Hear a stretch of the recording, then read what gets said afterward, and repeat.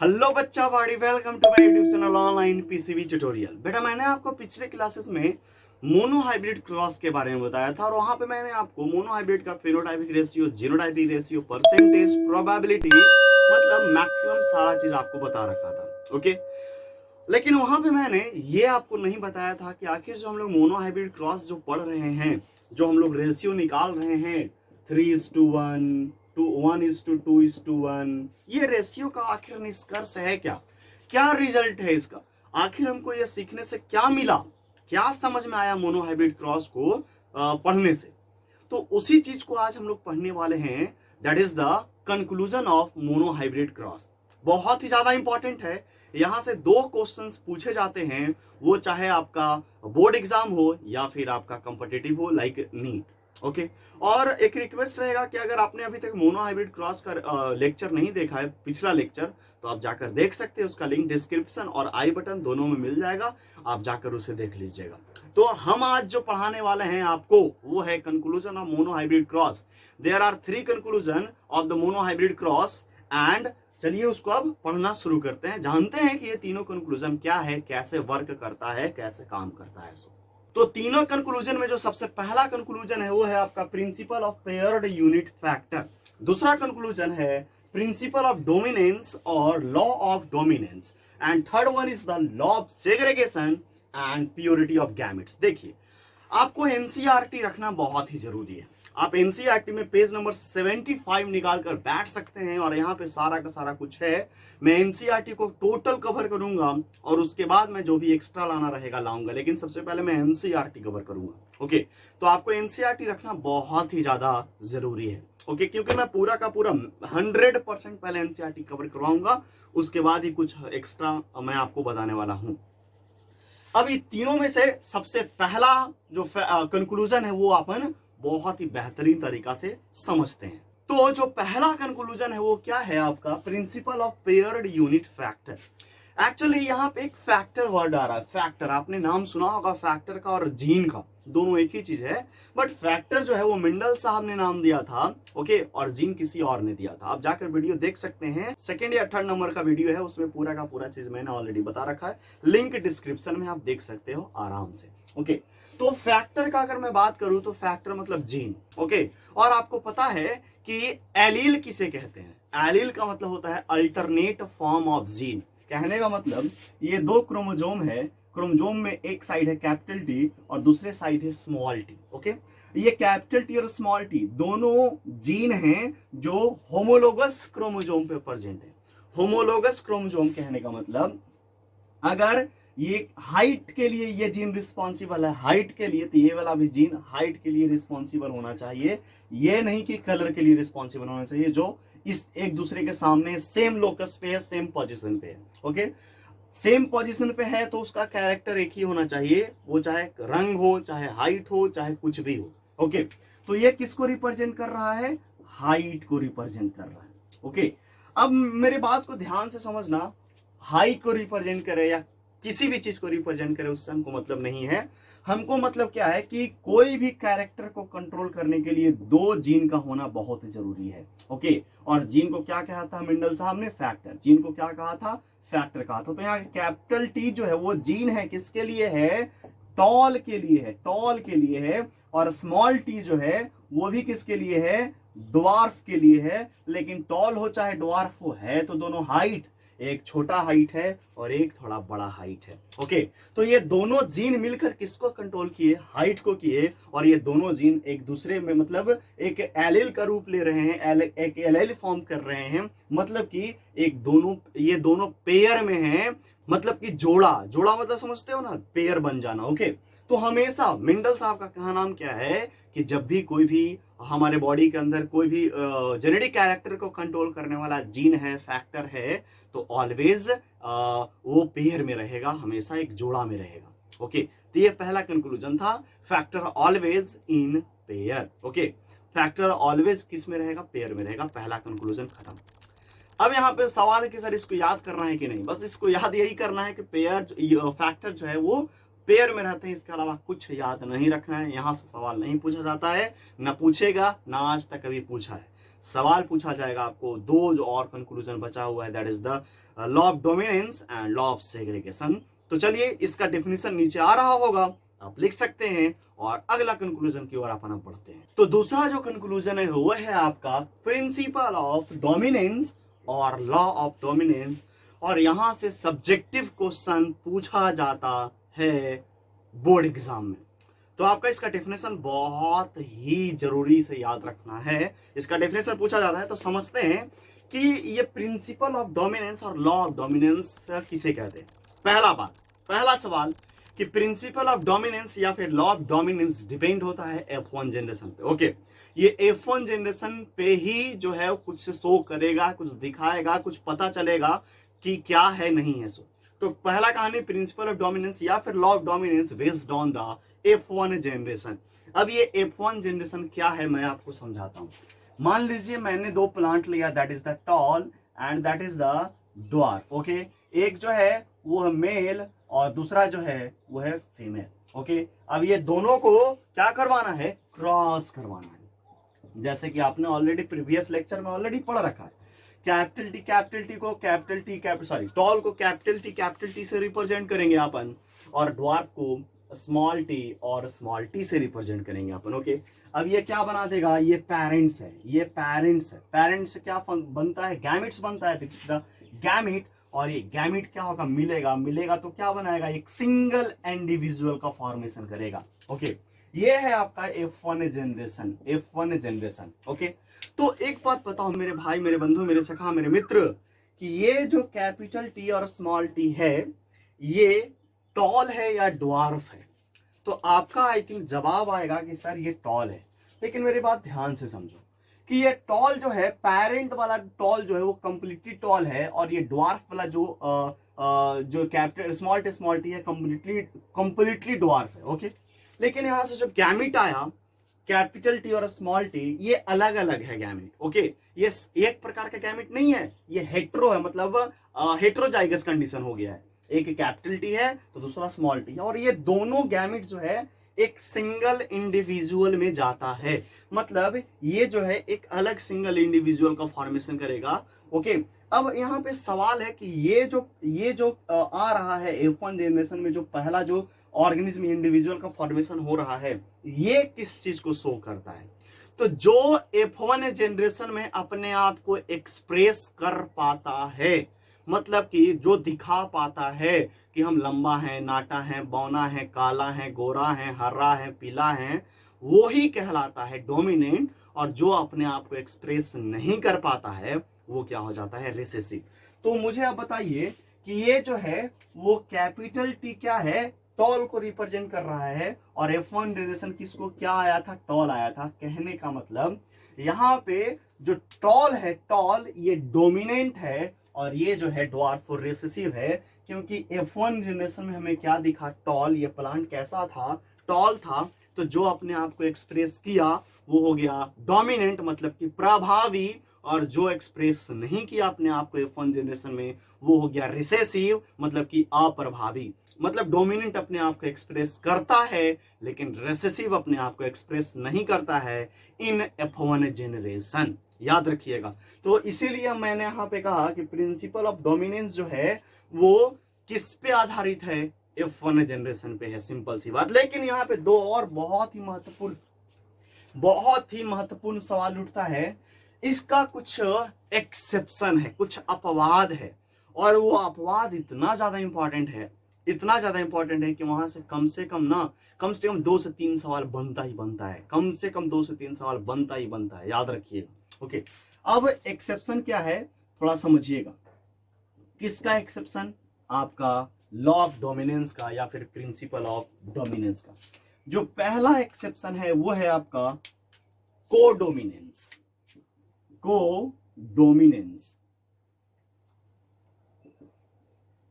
Okay, और दूसरा जो एक्सेप्शन है आपका वो है इनकम्प्लीट डोमिनेंस।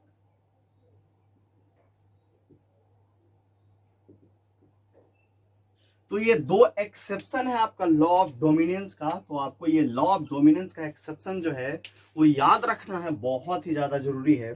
और ये को डोमिनेंस और इनकम्प्लीट डोमिनेंस को अपन ना इतना डिटेल्स में पढ़ेंगे ना कि आपके तोते उड़ जाएंगे। ओके, लेकिन आगे अभी नहीं। तो को डोमिनेंस और इनकम्प्लीट डोमिनेंस दो एक्सेप्शन है two exception of the principle of dominance या फिर लॉ ऑफ डोमिनेंस। ओके, तो लॉ ऑफ डोमिनेंस सिंपल से वही है कि F1 जनरेशन पे डिपेंड रहता है। ये F1 जनरेशन में जो भी एक्सप्रेस कर पाता है अपने आप को दैट इज द डोमिनेंट, और जो नहीं कर पाता है that is the recessive. Simple सी बात है, कहानी खत्म। ओके, अब यहां से सवाल कैसे आएगा? देखो, जनरली यहां से सवाल बोर्ड एग्जाम में पूछा जाएगा। ओके, कंपटीशन में यहां से सवाल उतना आने का चांसेस नहीं है। कंपटीशन में जो सवाल आएगा वो आ सकता है आपका लॉ ऑफ सेग्रीगेशन से, जो कि इंपॉर्टेंट है। तो लॉ ऑफ सेग्रीगेशन आपको ज्यादा ध्यान देना है और ये बोर्ड के लिए ध्यान देना है। डेफिनेशन नीचे आ रहा है, आप जरूर लिखिएगा। तो अब बात करते हैं तीसरा कंक्लूजन का, और वो है आपका law of segregation and purity of gametes, that's all. लेकिन यहां से बहुत ही अच्छे अच्छे सवाल बनते हैं, और अगर इसको अच्छा से सीखना है आपको, तो आपको एक काम करना होगा, एनसीईआरटी साथ में रखना होगा, और एनसीईआरटी का पेज नंबर 75 क्लास 12 आपको निकालना होगा, और वहां पे रखना होगा आपके साथ सामने, और देखना होगा क्या लिखा हुआ है। लिखा हुआ क्या बाद में पढ़ेंगे, पहले इसके बारे में समझते हैं। देखो, पहला सवाल जो यहां से उठता है, पूछा जाता है, वो है कि मेंडल का फर्स्ट लॉ किसे कहते हैं? First law of Mendel. Okay, तो सवाल है first law of Mendel is known as the law of segregation, that's all. ज्यादा याद नहीं रखना। लेकिन एनसीईआरटी में क्या लिख रखा है? फर्स्ट लॉ, वो डोमिनेंस, लॉ ऑफ डोमिनेंस को लिख रखा है फर्स्ट लॉ ऑफ इनहेरिटेंस, जो कि थोड़ा गड़बड़ है। ओके, तो आपको याद रखना है कि मेंडल का लॉ ऑफ सेग्रीगेशन जो है वो फर्स्ट लॉ है, यही आपको याद रखना है। अब यहां पे और क्या है समझने के लिए, इसमें मैं आपको एनसीईआरटी का एक लाइन पढ़ के सुनाता हूं। लॉ ऑफ सेग्रीगेशन का क्या लिखा हुआ है? This law is based on the fact that the allele do not show any blending, any blending, उसको अंडरलाइन कर लीजिएगा आप लोग, एनी ब्लेंडिंग को। अब ये क्या कह रहा है मैं आपको समझाता हूं। देखो, लॉ ऑफ सेग्रीगेशन में किसी प्रकार का ब्लेंडिंग नहीं होता है। ब्लेंडिंग कहने का मतलब दो अलग अलग गैमेट्स का मिक्स हो जाना। ओके, और उसका जो है एक्सप्रेशन भी अलग हो जाना, मतलब यहाँ पे कोई मिक्सिंग वगैरह नहीं हो रहा है। दो जो भी यहाँ पे होगा वो प्योर होगा, प्योर मतलब शुद्ध होगा, इसलिए यहाँ पे लिखा हुआ प्योरिटी ऑफ गैमेट्स। और ये कैसे होगा उस चीज को अपन समझेंगे। ओके, और यहाँ पे दूसरा सवाल है कि जो भी हम लोग अगर F1 जनरेशन का बात करते हैं, F1 जनरेशन, तो F1 जनरेशन जो है वो ये वाला है, यही है ना, capital T small T and capital T small T. Okay, ये है आपका F1 जनरेशन। तो आप बताओ, आपको F1 जनरेशन में ना पेरेंट्स का टॉल वाला जीन कोई दिखाई दिया, और ना ड्वार्फ पेरेंट्स का किसी प्रकार का कोई दिखाई दिया, बिल्कुल अलग ही आया है capital T small T. Okay, लेकिन अगर आप F2 जनरेशन का बात करते हो, तो F2 जनरेशन में जो है आपको सब कुछ देखने को मिल जाता है। ओके, F2 जनरेशन जैसे, ये F1 जनरेशन का कहानी, लेकिन जैसा ही F2 जनरेशन में जाइएगा, मैं करके दिखाऊंगा आपको, वहां पे आपको ये सब कैरेक्टर देखने को मिल जाएंगे। पेरेंट्स का जो भी कैपिटल टी स्मॉल टी था, कैसे हो रहा है, क्या हो रहा है, वो भी समझेंगे। और पहला तीसरा सवाल क्या है, बहुत ही इंपॉर्टेंट, कि लॉ ऑफ सेग्रीगेशन या फिर सेग्रीगेशन होता कब है? ये सवाल बहुत ज्यादा पूछा गया है। लॉ ऑफ सेग्रीगेशन होता कब है, कब होता है ये सेग्रीगेशन? ओके, तो तीनों के बारे में आसानी से समझते हैं अपन। देखते हैं सबसे पहला चीज क्या है। तो सबसे पहले इसका हम सिंपल वे में डिफिनेशन समझते हैं कि आखिर लॉ ऑफ सेग्रीगेशन है क्या, सिंपल वे में मैं आपको बताना चाहता हूं। उसके बाद जो भी एडवांस होगा समझेंगे। Separation of allylic gene, separation of allylic gene during the time of gamete formation, during the time of gamete formation through meiosis division, and it is almost universal law. मतलब यहां पे देखो ध्यान से, तीन चीज, पहला मियोसिस डिवीजन होगा तब होगा, दूसरा गैमेट फॉर्मेशन के टाइम पे होगा, और तीसरा ये यूनिवर्सल लॉ है। ओके, तो मेंडल का जो लॉ ऑफ सेग्रीगेशन उसे यूनिवर्सल लॉ भी कहते हैं, क्योंकि ये हर जितने भी ऑर्गेनिज्म है, जितने भी इंडिविजुअल, जितने भी आपको दिख रहा है जीव जंतु, सब में ये होता है, सारे के सारे में होता है, इसलिए इसको क्या बोल दिया गया? Universal law. चाहे एनिमल हो, चाहे प्लांट हो, चाहे कुछ भी हो, ये चीज होगा ही होगा। अगर ऐसा नहीं होगा तो हमारे जैसे या फिर बच्चे या फिर प्लांट जैसे कोई भी इंडिविजुअल यहाँ धरती पे नहीं हो पाएगा। ओके, उसका रूप ही कुछ अलग होगा। क्या होगा? वो जेनेटिक डिसऑर्डर जब पढ़ाया जाएगा आपको, Klinefelter syndrome, down syndrome, Turner syndrome, है ना, वहां पे आपको बताया जाएगा। ओके, तो यूनिवर्सल लॉ कहने का मतलब ये कंप्लीटली सब में पाया जाता है, प्लांट हो चाहे एनिमल हो। दूसरा, ये होगा कब? मियोसिस डिवीजन के दौरान होगा। जब भी होगा मियोसिस, मियोसिस मतलब अर्धसूत्री विभाजन, और अर्धसूत्री मतलब कि जब भी अगर आपके बॉडी का 2n है, 2n मतलब कि नंबर ऑफ क्रोमोसोम 46 है, और मियोसिस होगा तो कितना हो जाएगा? n हो जाएगा। तो बताओ, ये यहां से 2n था, गैमेट्स बन गया, that is the n। Okay, तो ये मियोसिस जब तक नहीं होगा, मियोसिस तब तक गैमेट्स का फॉर्मेशन नहीं होगा। तो दूसरा सवाल आपको याद रखना है कि यहाँ पे गैमेट्स का फॉर्मेशन मियोसिस डिवीजन के दौरान ये सेग्रीगेशन, लॉ ऑफ सेग्रीगेशन होगा। ओके, और इसमें आगे जब अपन बढ़ते हैं तो आपको मैं यहाँ पे समझाऊंगा एक एलिलिक जीन। आई थिंक आपने एलिलिक जीन के बारे में सुन रखा है, नहीं सुन रखा है तो मैं आपको सुनाता हूँ। मान लीजिए दिस इज द क्रोमोजोम, और यहाँ पे कैपिटल टी है और यहाँ पे जो है स्मॉल टी है। ओके, और ये 2n है। ओके, किसी इंडिविजुअल में प्रेजेंट है, लेकिन जैसे ही इसमें सेग्रीगेशन, सेपरेशन होता है, सेपरेशन बोले तो इसमें डिवीजन होता है, विभाजन होता है, तो ये अकेला इधर आ जाता है एक सिंगल गैमेट में, और ये जो है कैपिटल टी दूसरा तरफ चला जाता है वो सिंगल गैमेट में। ओके, तो ये अलग अलग हो गया। ये एलिलिक जीन था, एक एलील था। एलिलिक जीन, जो भी एलील्स में जीन प्रेजेंट थे वो सेग्रीगेट हो गए, सेपरेट हो गए, that is the allylic gene, separation of allylic gene. Okay, तो ये डिफिनेशन में आपको पूरा कंप्लीट मैंने समझा दिया। अब मैं आपको समझाता हूं कि आखिर ये सेग्रीगेशन हो क्यों रहा है और इसे प्यूरिटी ऑफ गैमेट्स क्यों बोला गया, जो कि बहुत ही ज्यादा इंपॉर्टेंट है। अगर आपको ये चीज समझ में आ रहा होगा तो जल्दी से इस कॉपी में जरूर नोट कीजिएगा कि यहाँ पे segregation of allylic gene during the time of gamete formation through meiosis division, and it is almost universal law, and first law of Mendel is known as the law of segregation। याद रखिएगा इतना सारा चीज। अब आगे बढ़ते हैं, तब तक इसे जल्दी से नोट कीजिए, उसके बाद मैं बताता हूं आपको और भी त्रिया चरित्र लॉ ऑफ सेग्रीगेशन का। देखिए, अगर बात करते हैं लॉ ऑफ सेग्रीगेशन का, तो ड्यूरिंग द गैमेट फॉर्मेशन, जैसे गैमेट फॉर्मेशन का अगर मैं बात करूं तो मान लो ये कैपिटल टी और कैपिटल यहाँ पे लगते हैं, कैपिटल टी और कैपिटल टी है। Okay, this is the capital T, this is the capital T, small t, this is capital R, this is the capital R, small r। मैं यहाँ पे 4 एग्जांपल आपके सामने रख रहा हूँ, थोड़ा समझिएगा। और ये सारे के सारे पेरेंट्स हैं। पेरेंट्स बोले तो 2n, 2n, 2n and 2n। मैं आपको समझाने का कोशिश कर रहा हूँ लॉ ऑफ सेग्रीगेशन को। ओके, अब ये जो पेरेंट्स है क्या फॉर्मेशन करेगा? गैमेट्स। गैमेट जरूरी थोड़ी है कि एक ही फॉर्म हो, 4 भी हो सकता है, 8 भी हो सकता है, अकॉर्डिंग टू इंडिविजुअल एनिमल्स पे डिपेंड करता है वो। अगर मैं ह्यूमन का बात करता हूँ, ह्यूमन में 4 स्पर्म का फॉर्मेशन होता है एक बार। ओके, एक प्राइमरी स्पर्मेटोसाइट से, आई थिंक आपने पढ़ा होगा। और अगर फीमेल का बात करता हूँ तो एक का ही फॉर्मेशन होता है प्राइमरी oocyte से। ओके, आपको ये सब पता है। तो मान लीजिए यहाँ से जो गैमेट्स बन रहा है that is the capital T, यहाँ से जो बना वो 2 गैमेट बनेगा, that is the capital T and small T, क्योंकि ये हेट्रोजाइगस कंडीशन है और ये होमोजाइगस कंडीशन है। याद रखिएगा, हेट्रोजाइगस कंडीशन में 2 अलग अलग गैमेट्स बनेगा और होमोजाइगस कंडीशन में सिंगल गैमेट बनेगा, याद रखना। तो ये बताओ होमोजाइगस की हेट्रोजाइगस है? होमोजाइगस है, तो यहाँ पे केवल और केवल capital R, this is the heterozygous, तो यहाँ पे कैपिटल आर और स्मॉल आर बनेगा। तो ये सारे के सारे गैमेट्स हैं। क्या है? गैमेट्स हैं। और आप मुझे बताओ सिंगल गैमेट, बताओ इस गैमेट में कौन सा जीन प्रेजेंट है, कैपिटल टी स्मॉल टी या फिर दोनों? तो आपको दिखेगा कि यहाँ पे केवल और केवल कैपिटल टी प्रेजेंट है।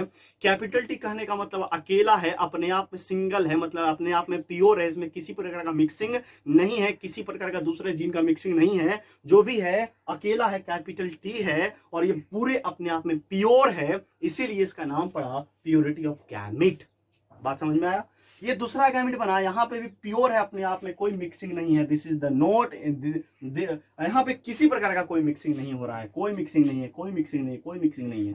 मतलब जो भी गैमेट्स फॉर्मेशन हो रहा है फ्रॉम द पेरेंट्स, वो गैमेट पूरा का पूरा प्योर है, मतलब किसी प्रकार का अशुद्धि, किसी प्रकार का इंप्योरिटीज इसमें नहीं है। ओके, अब दूसरा चीज, यहाँ पे एक बहुत इंपॉर्टेंट चीज को समझना है यहाँ पे प्योरिटी ऑफ गैमेट्स, कि ये सारे के सारे मियोसिस डिवीजन हो रहा है, जो कि मैंने अभी ऑलरेडी बता रखा है आपको। कब होगा? ड्यूरिंग द गैमेट फॉर्मेशन होगा, और ये सब में होता है, चाहे प्लांट हो चाहे एनिमल हो। ओके, और ये जितने गैमेट्स हैं सब कैसे हैं? प्योर हैं, इसलिए इसका नाम क्या पड़ गया? Purity of gamete. इतना बात आपको समझ में आ गया होगा। ओके, अब थोड़ा ध्यान से समझिए यहाँ पे कि अगर हम F1 और F1 जनरेशन को क्या करते हैं, मिक्स करवाते हैं तो क्या होगा। ओके, जो कि मैंने अभी तुरंत बताया था आपको। हाँ, ब्लेंडिंग जो मैंने बता रखा था आपको, ब्लेंडिंग मतलब मिक्सिंग। यहाँ किसी प्रकार का मिक्सिंग नहीं हो रहा है, आप देख लीजिए। मतलब वहां पे लिखा हुआ है does not show any blending, यहाँ ब्लेंडिंग नहीं हो रहा है।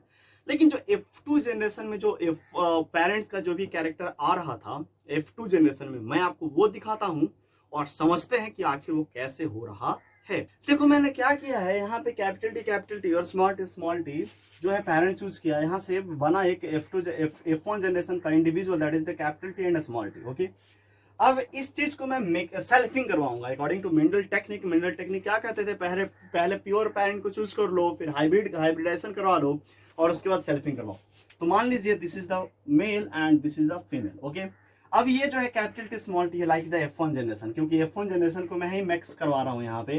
तो आप बताओ F1 जनरेशन में कैपिटल टी स्मॉल टी है, तो यहाँ पे क्या होगा, ये अलग अलग गैमेट्स का फॉर्मेशन करेंगे, कैपिटल टी और स्मॉल टी। अगर ऐसा नहीं होता, अगर इस तरह का नहीं होता, तो आप मुझे बताइए, थोड़ा ध्यान से समझिए कि यहाँ पे कैपिटल टी और स्मॉल टी, अगर ये अलग अलग गैमेट नहीं बनता, यहाँ पे भी अलग अलग गैमेट नहीं बनता, तो ये जब मिक्स करवाते हैं तो यहाँ पे capital T small T, capital T small T and small T. आपको F2 जनरेशन, ये F1 जनरेशन था, ये था F1 जनरेशन को मिक्सिंग, और ये जब F1 जनरेशन को मिक्स करवाए तो क्या मिला आपको, F2 जनरेशन। और F2 जनरेशन आप देखिए कि ये आपको पेरेंट्स के जैसा दिख रहा है और ये आपको पेरेंट्स के जैसा दिख रहा है। ओके, ये है पेरेंट्स, ये नहीं है, ये है। तो ये पेरेंट्स जो है आपको F2 जनरेशन मिल गया। ओके, अगर ये अलग अलग सेपरेट नहीं होता, सेग्रेगेट नहीं होता, तो ये आपको देखने को मिलता क्या, नहीं मिलता। इसीलिए गैमेट्स जब भी बनता है, प्योर बनता है, अपने आप में शुद्ध होता है, और अगर ऐसा नहीं होता तो आपको ये चीज देखने को नहीं मिलता, कुछ अलग ही स्ट्रक्चर देखने को मिलता। ओके, तो प्योरिटी ऑफ गैमेट्स क्यों नाम पड़ा, आई थिंक आपको समझ में आया होगा लॉ ऑफ सेग्रीगेशन को। ओके, अब क्या करते हैं कि इसको समझने के लिए एक डेफिनेशन मैं आपको यहाँ पे नीचे बार मेन्यू में आ जाएगा, वो लिख लीजिएगा, जो कि इंपॉर्टेंट है। तो ये लॉ ऑफ सेग्रीगेशन में आपको 2-3 चीज याद रखना है, 4 चीज। वो क्या है, सबसे पहला ब्लेंडिंग शो नहीं करेगा। अब स्टेटमेंट किस तरह से पूछता है, which of the following statements are correct, ऐसे भी पूछ सकता है, और ये वाला जो है लाइन उठा के सवाल में दे देगा। तो ध्यान रखना कि क्या है लाइन में लिखा हुआ। सो यहाँ पे जो भी गैमेट्स हैं वो रैंडमली सेपरेट होंगे, रैंडमली, कोई जरूरी फिक्स नहीं है कि उसी में जाएगा। ओके, जरूरी नहीं है, जैसे आप बनाते हो स्पर्म भी बनाते हो, स्पर्म बनता है ना जी, तो स्पर्म 4 बनता है, तो ये जरूरी है कि इसमें एक एक्स आएगा कि वाई आएगा, कोई भी आ सकता है, इसमें एक्स आ सकता है, इसमें वाई आ सकता है, इसमें एक्स आ सकता है। ऐसा कोई जरूरी नहीं है कि इसमें वाई जाएगा तो वाई ही जाएगा, नो, ये कोई फिक्स नहीं है। ओके, तो रैंडमली ट्रांसफर होता है गैमेट जीन्स का इन द गैमेट्स। ओके, और वो प्योर रहते हैं, अपने आप में प्योर रहते हैं। मियोसिस होगा तब होगा ये segregation during the gamete formation. Okay, universal law है, मेंडल का पहला नियम है लॉ ऑफ सेग्रीगेशन। ये 3-4 चीज 5 चीज आपको याद रखना है, डिफिनेशन आपको याद रखना है बोर्ड एग्जाम के लिए। चलिए जी, आपको तीनों का तीनों कंक्लूजन मैंने समझा दिया है, आई होप आपको समझ में आया होगा। अगर समझ में आया होगा तो लाइक कर दीजिएगा, वीडियो को सब्सक्राइब कर दीजिएगा। अगर अभी तक आपने नहीं सब्सक्राइब किया है तो आप बेल आइकन को भी प्रेस कर दीजिएगा, ताकि इस तरह का वीडियो का नोटिफिकेशन आपके पास सबसे पहले पहुंचे। और पढ़ते रहिए, देश का नाम रोशन करते रहिए। अगले लेक्चर में मैं पढ़ाऊंगा डाई हाइब्रिड क्रॉस, जो कि बहुत यूनिक तरीका से मैं आपको पढ़ाने वाला हूँ। बहुत ही अच्छे ट्रिक्स मैं आपको वहां पे दूंगा, ताकि आपको बहुत ही आसानी से याद हो जाएगा आपको डाई हाइब्रिड क्रॉस का ऑल ओवर थिंग्स। चलिए जी, धन्यवाद।